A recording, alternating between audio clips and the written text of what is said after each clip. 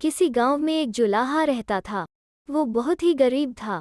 किसी दिन एक बार तो किसी दिन आधा पेट खाकर अपना काम चलाता और किसी दिन बेचारे को वो भी नसीब न होता। उसके एक लड़की पैदा हुई। वो दूज के चांद की तरह दिन ब दिन बढ़ने लगी। देखने में वो परी जैसी सुंदर लगती थी। जब वो सयानी हुई तो उसके पिता ने एक गरीब जुलाहे से उसकी शादी कर दी। पति के घर की भी पिता जैसी ही हालत थी। वहां भी उसे भरपेट भोजन नहीं मिलता था। एक दिन वो अपने पति से बोली, हम सब इतनी गरीबी में दिन बिता रहे हैं, कब तक ऐसे चलता रहेगा? जुलाहा बोला, पर दूसरा चारा क्या है? अगर तुम मुझे एक चरखा और कुछ रुई ला दो तो मैं कोई ऐसी जुगत निकालूंगी जिससे हमारे दिन फिर जाएं। जुलाहे ने दूसरे ही दिन पैसा उधार लेकर चरखा और रुई लाकर दे दिए। जुलाहे की स्त्री जितनी रूपवती थी उतनी ही गुणवती भी थी। वो सूत काटकर करघे पर बैया चीजें बुनती, सुंदर सुंदर धोतियां और रंग बिरंगे कपड़े तैयार करती। धोतियों पर बैया किनारा लगाती और कपड़ों पर भांति भांति के फूल बनाती। उसकी कारीगरी को देखकर लोग चकित रह जाते। कुछ ही दिनों में घर की गरीबी दूर हो गई।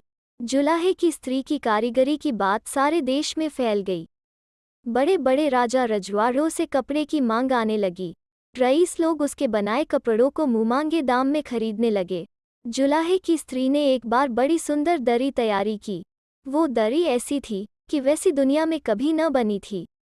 उस दरी पर सारे राज्य का नक्शा बनाया गया था।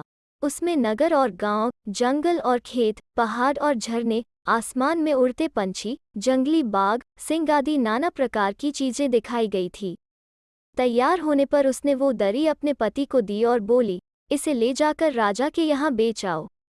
राजा दाम पूछे तो तुम अपनी ओर से मत बताना, कहना कि दरी का दाम दरी ही बताएगी, या जो राजा दे सो ले लेना। जुलाहे ने दरी कंधे पर रखी और राज दरबार की ओर चल दिया। रास्ते में एक धनी सौदागर ने उसे रोककर पूछा, कहो भाई, इस दरी का क्या लोगे? दरी का मोल यह दरी ही बताएगी। मैं कुछ नहीं जानता, जुलाहे ने कहा। सौदागर सोचता रहा, किंतु वो उसका दाम तय नहीं कर पाया। इतने में एक दूसरा सौदागर आया, फिर तीसरा, फिर चौथा, बाद में पांचवा और छठा। इस तरह देखते देखते वहां सौदागरों का जमघट हो गया। सब के सब दरी को देखकर चकित थे, किंतु दरी के दाम का कोई फैसला नहीं कर पाता था। उसी समय राजा का दीवान उधर से गुजरा। भीड़ देखकर वो वहां आया। उसे देखते ही भीड़ ने उसे रास्ता दे दिया। दीवान ने दरी देखी, देखकर बहुत खुश हुआ। उसने सोचा, यह दरी तो राज दरबार के योग्य है। दीवान ने जुलाहे से पूछा, यह दरी तुम कहाँ से लाए हो? जुलाहा बोला, मेरी स्त्री ने बुनकर तैयार की है। दीवान ने कहा, तो इसकी क्या कीमत है?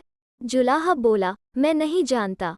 मेरी स्त्री ने बताया कि इसे तुम राज दरबार में ले जाओ। दरी का दाम दरी आप बोलेगी। राजा जो दाम लगाए सो ले लेना।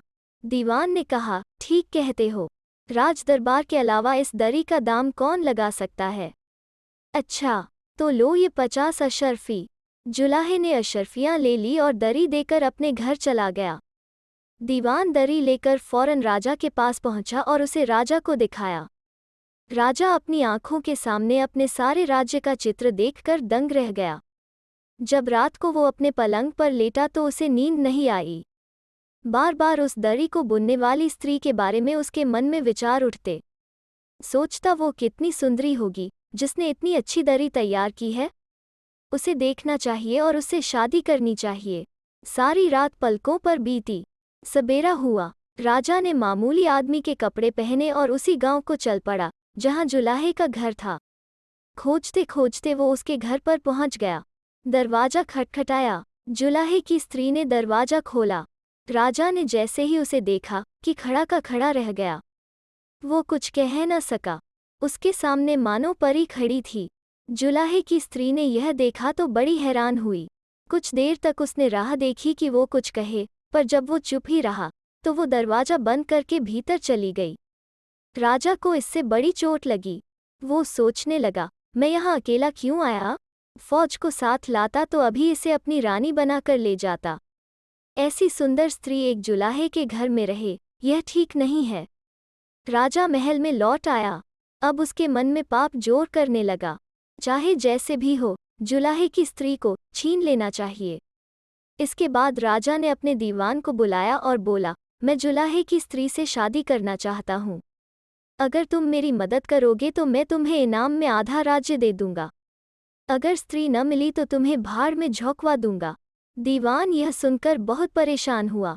वो क्या करे? कई दिन निकल गए। वो रात दिन इसी सोच में डूबा रहता था कि आखिर क्या हो। बहुत सोचा, लेकिन कोई उपाय नहीं सूझ पड़ा। वो उदास रहने लगा। सवेरे शाम गंगा स्नान करने का उसका नियम था। वो गंगा किनारे जाता था और स्नान करके वहीं पूजा किया करता था। अब बेचारे का वो नियम छूट गया।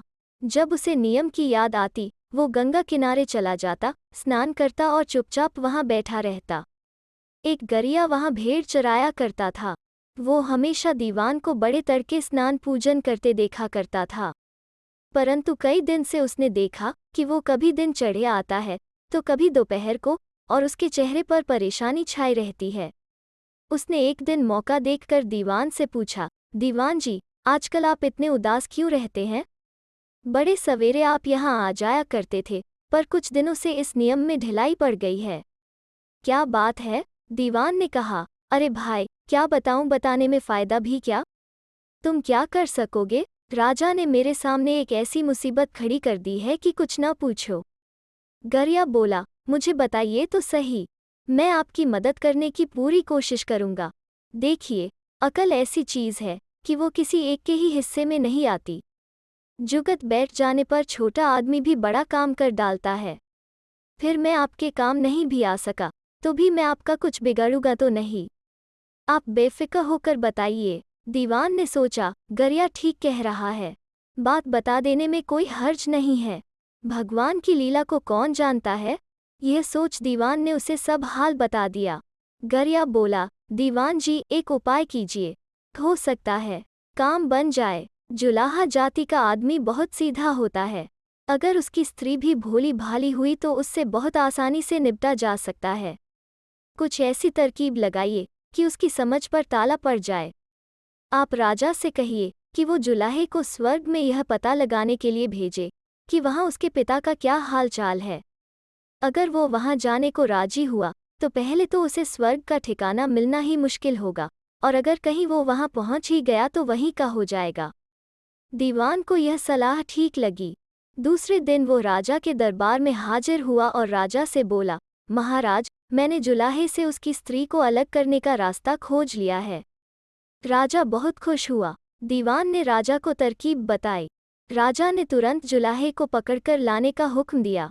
जुलाहे के आने पर राजा ने कहा, तुमने बड़ी ईमानदारी से आज तक हमारी सेवा की है। तुम्हारी कोई शिकायत सुनने को नहीं मिली है। तुम्हारे जैसे नेक और सच्चे आदमी की मुझे आज ज़रूरत पड़ गई है। आज मैं तुम्हें एक ज़रूरी काम सौंपता हूँ। तुम स्वर्ग में जाकर यह मालूम करो कि मेरे पिताजी का वहाँ क्या हाल है। पता लगा कर आओगे तब मैं तुम्हें बहुत सा धन इनाम में दूंगा। अगर तुम नहीं जाओगे तो तुम्हें सूली पर चढ़वा दूंगा। यह सुनकर जुलाहे के प्राण सूख गए। उसने कहा, मैं सोचकर जवाब दूंगा। वो घर आया तो मारे चिंता के पीला पड़ रहा था। उसकी स्त्री ने पूछा, तुम इतने उदास क्यों हो? ऐसी क्या मुसीबत आ पड़ी है? जुलाहे ने राजा का हुक्म उसे सुना दिया। यह भी कोई काम है? उसकी स्त्री ने कहा, यह तो बड़ी मामूली चीज़ है। खाना खाकर आराम से सो। रात का सोचा कभी सच नहीं होता। सुबह मैं इसका उपाय बताऊंगी। दूसरे दिन बड़े सबेरे जुलाहा उठा। उसकी स्त्री ने कुछ पकवान बनाकर रास्ते के लिए दिए, साथ ही सोने की एक अंगूठी दी। बोली, राजा के पास जाओ और कहना कि मेरे साथ अपने दीवान को भी भेज दीजिए, जिससे वो इस बात की गवाही दे सके कि मैं सचमुच स्वर्ग में हो आया हूँ। अगर वो तैयार हो जाए तो दीवान को साथ लेकर रास्ते में इस अंगूठी को डाल देना। आगे आगे यह अंगूठी लुकती जाएगी और पीछे पीछे चलते जाना। जब अंगूठी रुक जाए तो समझ लेना कि स्वर्ग आ गया। जुलाहे ने पकवान की पोटली और अंगूठी ली और सीधा राजा के यहाँ पहुंचा और दीवान को साथ भेजने को कहा। राजा इनकार न कर सका। दीवान और वो दोनों स्वर्ग के लिए रवाना हुए। जुलाहे ने अंगूठी नीचे डाल दी और वो लुढ़क लुढ़क कर आगे बढ़ने लगी। उसके पीछे चलते चलते उन्होंने खुले मैदान, जंगल, पहाड़, झरने, नदी नाले, जाने क्या क्या पार किए। जब दोनों चलते चलते थक जाते तो पोटली से निकालकर कुछ खा पी लेते और फिर आगे का रास्ता नापते। चलते चलते वे बहुत दूर निकल गए। दीवान थककर चूर हो गया। तभी एक बियावान जंगल आया। वहां एकदम सुनसान था, कोई आवाज तक सुनाई नहीं देती थी। वहां पहुंचकर अंगूठी रुक गई। जुलाहे और दीवान ने वहां ठहरकर कुछ खाया पिया। उसी समय उन दोनों ने क्या देखा कि एक बूढ़ा आदमी लकड़ी से भरी एक बहुत बड़ी गाड़ी खींचे ला रहा है। बोझ के मारे उसकी कमर दोहरी हो रही थी और जीभ निकालकर वो बुरी तरह हौंफ रहा था। दो जल्लाद जैसे आदमी, एक दाईं ओर से और दूसरा बाईं ओर से उस पर कोड़े बरसा रहे थे। जुलाहे ने दीवान से कहा, वो बूढ़ा आदमी कौन है? पहचानो, मैं तो उसे जानता नहीं। दीवान अचरज से बोला, अरे यही तो है राजा के पिता।